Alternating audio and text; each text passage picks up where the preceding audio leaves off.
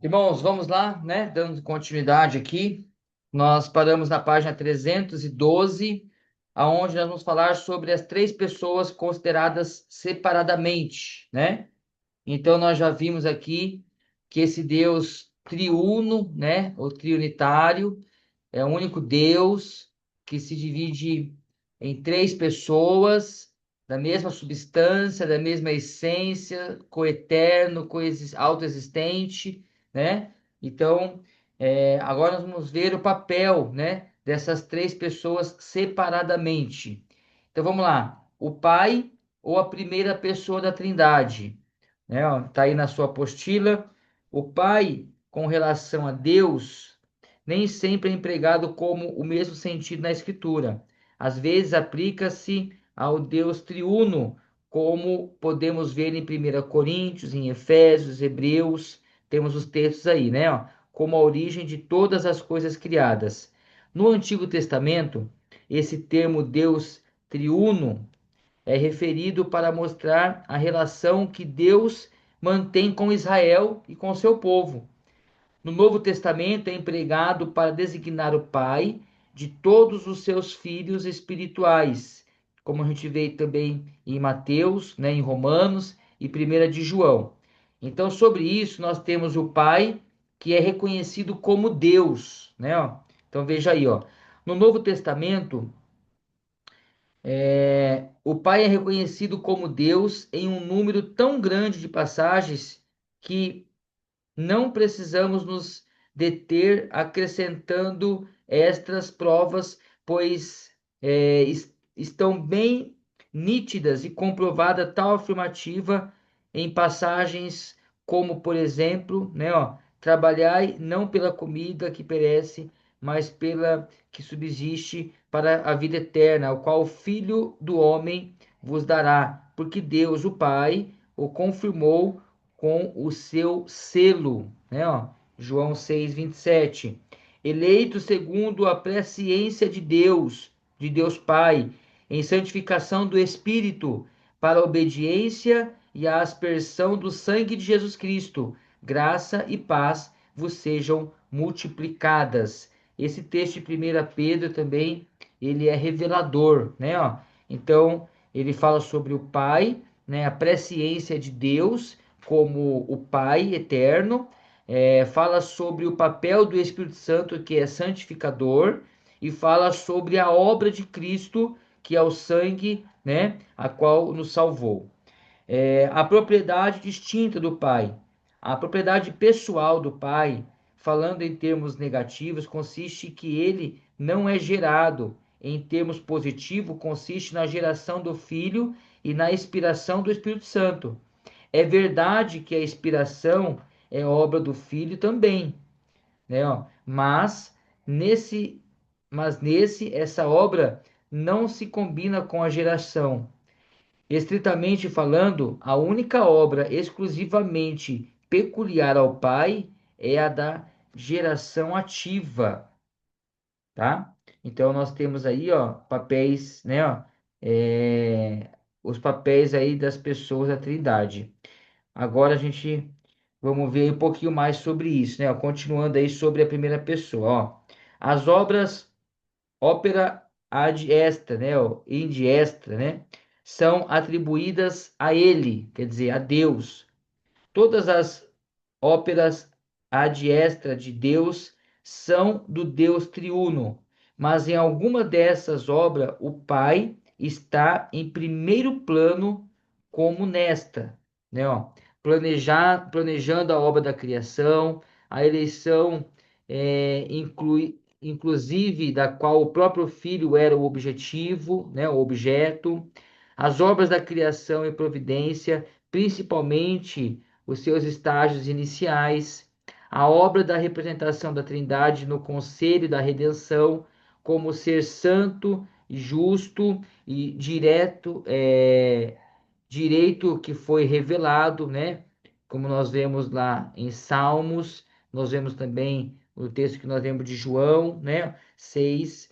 E nós vamos falar um pouquinho aqui, irmãos, antes de nós entrar na segunda pessoa, que é o Filho. Eu gostaria que os irmãos anotassem aí na sua apostila, voltando na página 312, você tem essa palavra aí, ó, opera ad extra, né, ó, opera ad extra. Essa palavra ad extra, ela significa para fora no latim, né, ó.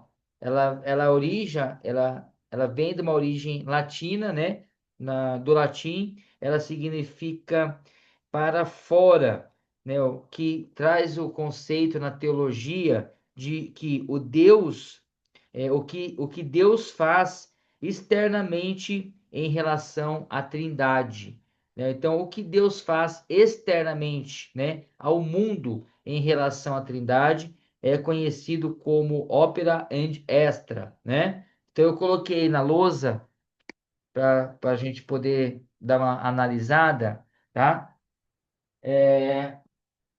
Vamos lá, ó.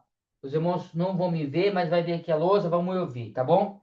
Ópera extra, né? Ó. Ações de Deus, tá? Ó. São ações de Deus que se manifestam para o mundo exterior, tá? Ó. Então é um Deus espiritual, né? Ó, se manifestando ao mundo exterior. A expressão abrange a criação, a redenção e a santificação. Olha só que interessante, ó. Então, essa expressão, ela vai falar sobre a criação, tá? Ó. Vai falar sobre a redenção e também sobre a santificação, tá? Então, ó, né, nós temos aqui, ó, o Pai, né, o Filho e o Espírito, tá bom? E o termo ópera, aqui, ó, indica que estas são as obras ou ações de Deus no mundo, ok? Então, fica fácil aí de compreender, né? Ó?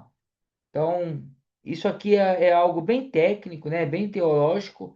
É mais para vocês terem conhecimento. Eu não queria passar por essa informação sem explicar o que é isso, tá bom? Então, essa ópera ad extra, né? Ó, ela tem a sua maior explicação nesse sentido. É uma expressão que abrange a criação, a redenção e a santificação, né? Ó, e o termo ópera indica que estas são as obras, né, ó, ou ações de Deus no mundo, tá? Então, é a obra, né, ó, de Deus no mundo, tá certo? Então, essa palavra ópera ad extra tem esse significado aí. Então, fica registrado aí para o nosso maior conhecimento. Vamos lá. A segunda pessoa, o Filho, né, ó, ou a segunda pessoa da Trindade.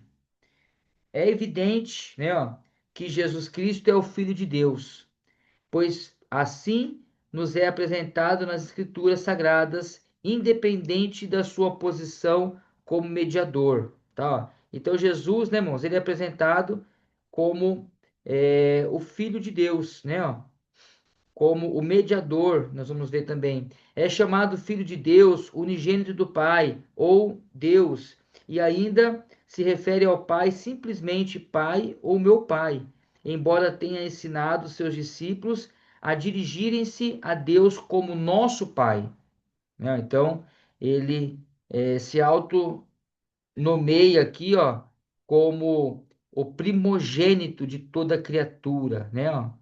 Amém?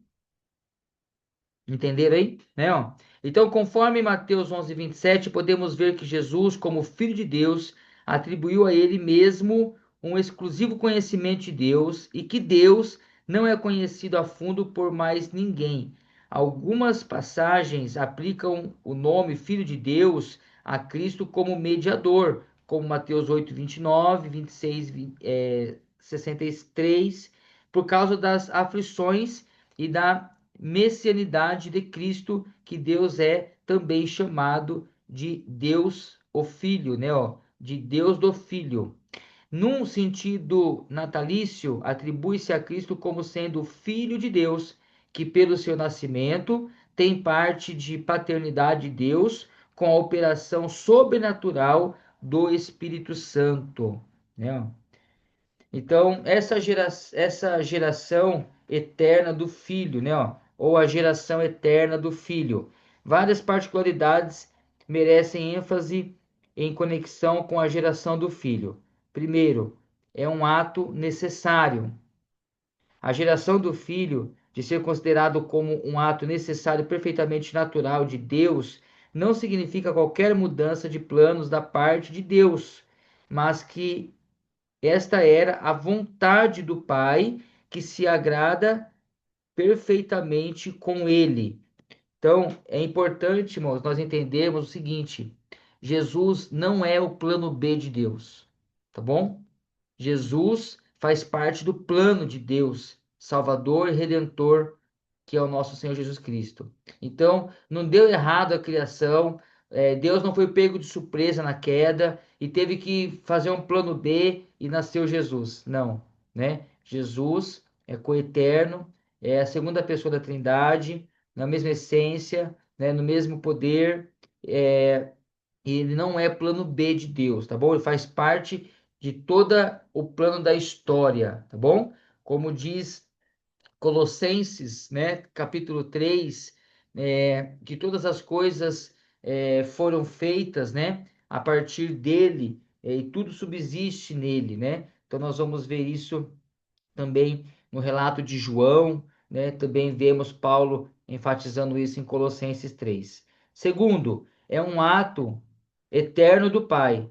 Se o Pai é quem gera o Filho, e se o Filho tem todos os atributos do Pai, certamente o Filho também participa dessa eternidade do Pai, né? Ó. Contudo, não afirmamos que esse fato, a geração do Filho, foi completamente concluída no passado, mas que é um ato temporal de Deus, o ato de um eterno presente que se realiza continuamente e sempre de maneira completa. Podemos ver a eternidade do Filho ou a sua igualdade com o Pai em passagens como Miqueias 5:2, João 1:14, né, muito conhecido, João 3:16 e vários textos aí. Geralmente cita-se: Tu és o meu filho, eu hoje te gerei, né, ó, Salmo 2:7, para comprovar a geração do filho pelo pai, mas alguns estudiosos têm muita dúvida ao citar esse versículo, pois para eles tais palavras referem-se à revelação de Jesus como Pai messiânico, estando intimamente ligado a um reconhecimento oficial do Filho e que provavelmente está ligado com 2 Samuel 7,14 e também Abacuque 1,15, desculpa, Hebreus, né? E Hebreus também 1,15, tá certo? Então, nós estamos fazendo a leitura aqui sobre essa geração eterna, falando sobre a segunda pessoa da Trindade, que é Cristo. A geração como espiritual e divina, né? Ó. Em resposta aos arianos, que diziam que a geração implicava em uma total divisão do ser divino, os pais da igreja disseram que não se deve entender a geração do filho de maneira física, e sim espiritual e divina, inclusive, né, excluindo toda a divisa, né, ou divisão humana, né? Então, não tem ato nenhum humano aí, né? É 100% divino ao nascimento do filho. Sendo assim, geração é o ato eterno e necessário da primeira pessoa da Trindade, pela qual ele, dentro do ser divino, é a base de uma segunda subsistência pessoal, semelhante à sua própria, e dá a essa segunda pessoa posse da essência divina completa, tornando-o igual, sem nenhuma divisa, alienação ou mudança, tá bom? Então, né, ó, traz aqui em base para o que nós estamos defendendo durante toda essa aula. Jesus Cristo é reconhecido como Deus, né? Então, nós sabemos que ele é Deus, né? No Evangelho de João 1:1, por exemplo, no texto, no grego, não há artigo, que significa que a tradução correta não é um verbo, logos, mas o verbo, né? O predicativo indica progresso no pensamento, pois o logos não só estava com Deus, como também o Logos era Deus, tá?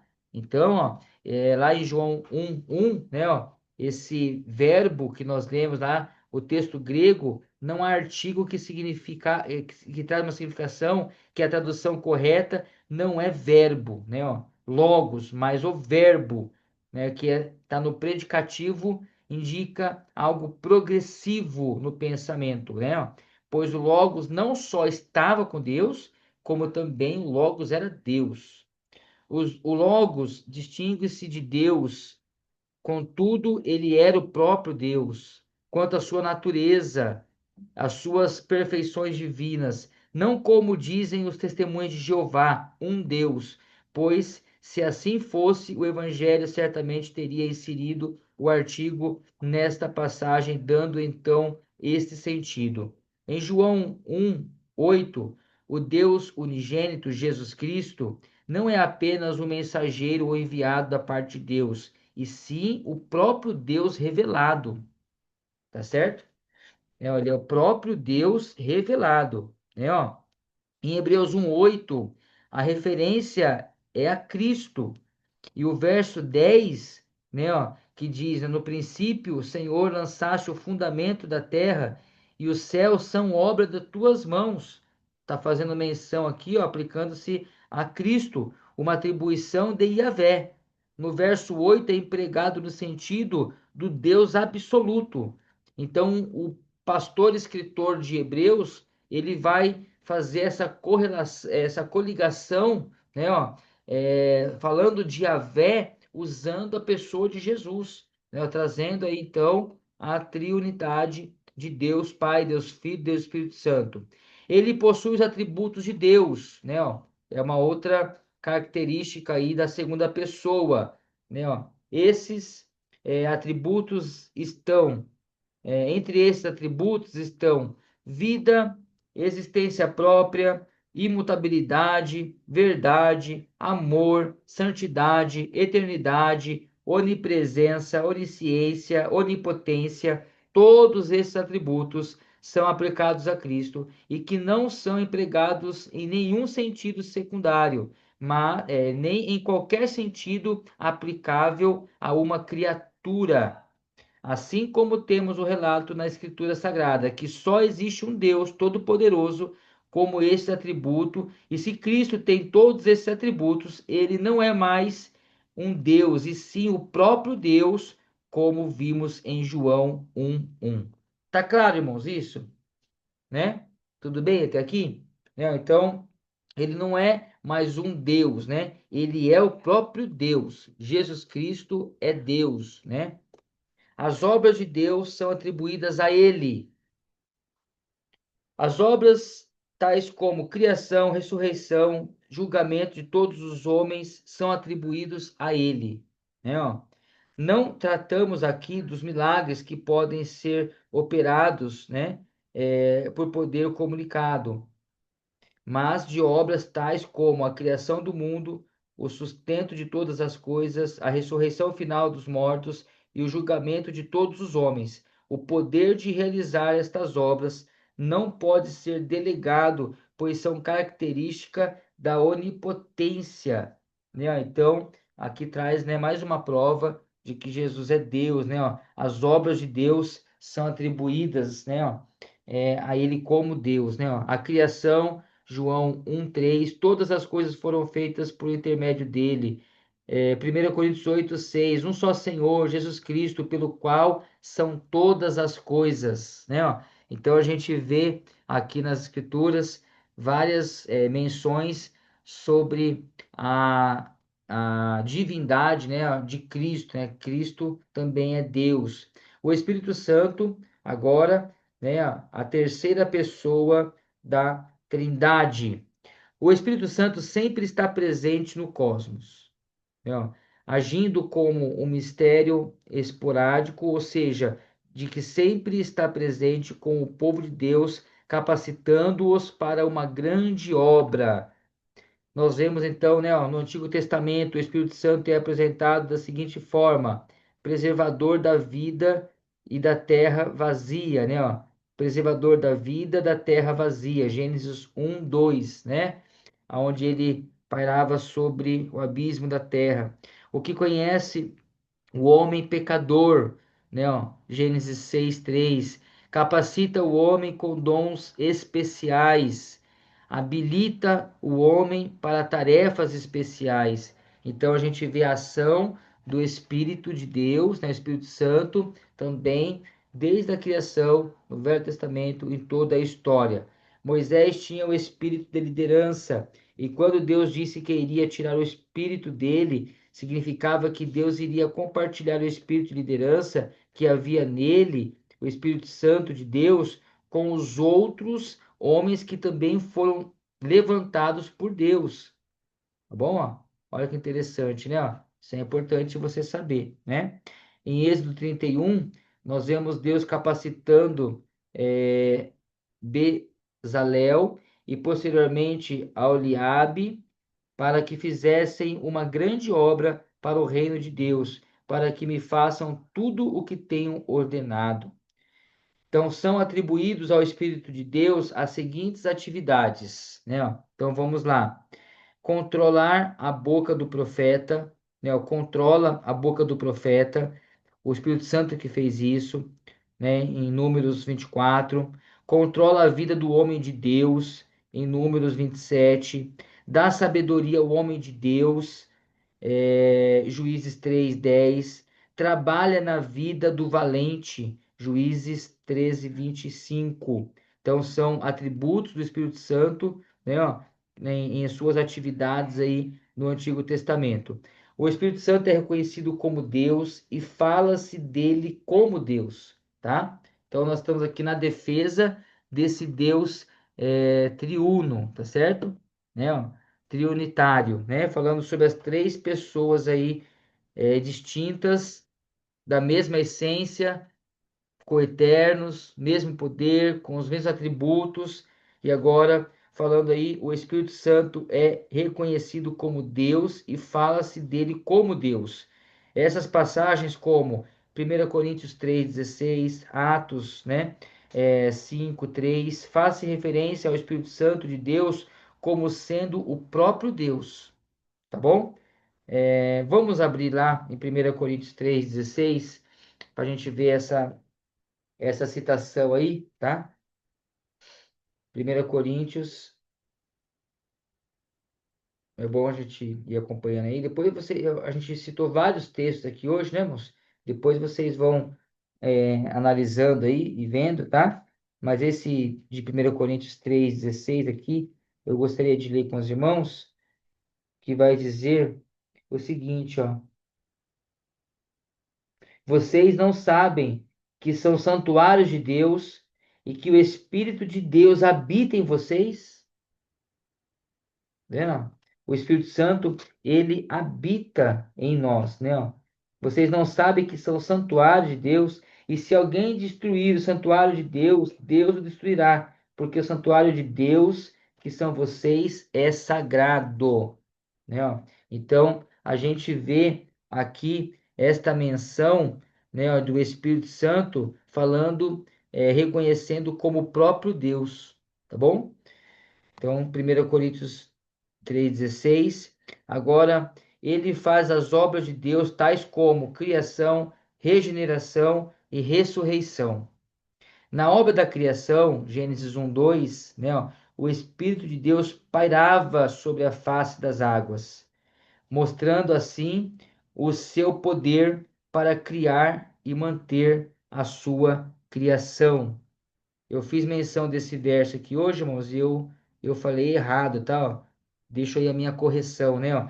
O Espírito de Deus pairava sobre a face das águas. Eu falei abismo, tá? Me perdoe. Né? Então, o Espírito de Deus pairava sobre a face das águas, né? Ó. Então, faz menção sobre as obras de Deus na criação, né? Ó.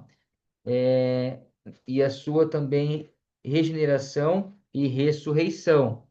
Na página 316, o poder que Deus tem para expulsar os demônios. O Espírito Santo também tem. Mateus 12:28. O Espírito Santo tem todo o poder para regenerar e também ressuscitar alguém, como pode ver em João 3:8, Tito 3:5 e Romanos 8:11, tá? Vamos ler o texto aí de Romanos 8:11. Romanos 8:11. Romanos 8 vai falar sobre a vida no Espírito, né? Olha o que diz aí o verso 11. Se em vocês habita o Espírito daquele que ressuscitou Jesus dentre os mortos, esse mesmo que ressuscitou Cristo dentre os mortos, vivificará também o corpo mortal de vocês por meio do seu Espírito que habita em vocês. Tá vendo? Então nós temos aí a prova, né, ó, de que ele opera, de que ele regenera, de que ele ressuscita, de que ele é ativo, né, em nós, dentro de nós, né, a partir de nós, nós temos aí a ação contínua do Espírito Santo sobre as nossas vidas. Amém, meus amados? Então, nós vimos, né, ó, sobre as três pessoas da Trindade. Então, nós vamos partir aí já para o encerramento, né, dessa segunda parte também da aula de hoje. Então, fechamos aqui essa matéria, né? Na próxima semana, na terça-feira, nós vamos dar inícios aí aos trabalhos sobre os evangelhos sinóticos, né? A qual nós vamos entrar aí para a última matéria desse módulo, mas é importante que, né, fique bem esclarecido sobre isso que nós vimos aqui.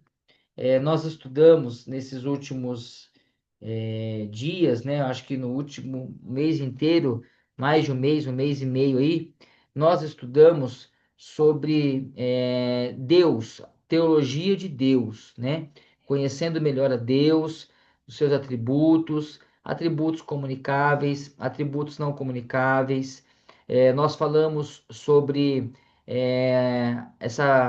os nomes de Deus, né? Sobre as ações de Deus, sobre a sua essência, né? Sobre o ser poderoso que Ele é, um Deus autoexistente que ninguém criou, né? Ele é desde sempre um Deus consenso, né? Que nós aprendemos aqui nessa teologia, nessa aula, que ele tem consciência de si mesmo, e nós finalizamos então essa teologia de Deus falando sobre a Trindade, né? Ó, sobre o Deus triunitário, o Deus triuno, ou a Trindade, como melhor conhecida, né? Então, eu quero fechar aqui a aula trazendo uma grande ênfase sobre esse assunto, a qual nós abrimos a aula de hoje falando sobre isso. Trindade é uma palavra que nós não encontramos na Bíblia, mas nós encontramos dentro da Bíblia todos os caminhos e parâmetros e bases para que nós possamos ver a Trindade. Então, nós vemos a Trindade ao decorrer de vários textos bíblicos, de Gênesis até Apocalipse, né? Nós não temos em específico, né, a palavra, a grafia Trindade na Bíblia, mas a Bíblia ela é explícita, ela fala claramente o que é Trindade e ela fala abertamente sobre a Trindade durante toda a Bíblia. Então, é importante nós sabermos que nós não adoramos, né, a três deuses, nós adoramos a um único Deus, que ele se divide em três pessoas, na mesma substância, né, no mesmo poder, coeternos, eles se conversam, né, em suas atribuições, os mesmos atributos, mas não são três deuses. É o único Deus, né, que subsiste em três pessoas distintas.